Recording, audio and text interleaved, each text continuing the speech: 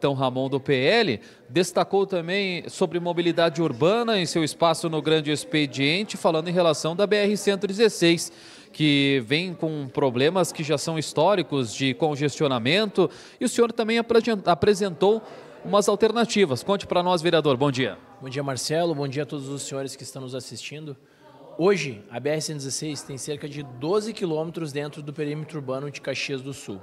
Destes, nós temos cerca de 17 semáforos ao longo da BR-116.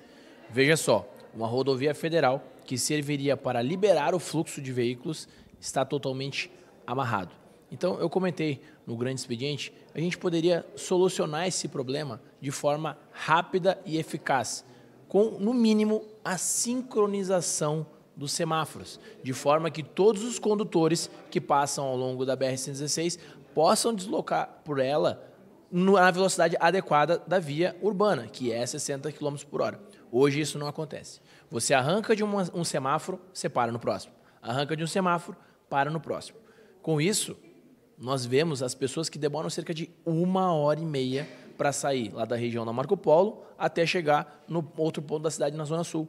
Isso não pode acontecer no município de Caxias do Sul. Nós somos uma cidade do interior?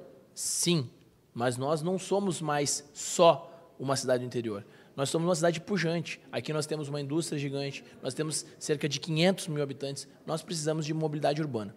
As pessoas chegam a se acostumar a passar horas e horas no trânsito.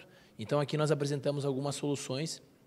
Obviamente a solução mais adequada seria a construção de viadutos e elevadas para o município. No entanto, a gente sabe que esses são valores difíceis de conseguir, mas nós podemos ter outras alternativas, porque o jeito que está hoje, simplesmente vai e coloca um semáforo, acrescenta mais um semáforo. Agora, inclusive, há estudos também da própria Secretaria de abrir mais uma via na José Bisol e colocar mais um semáforo.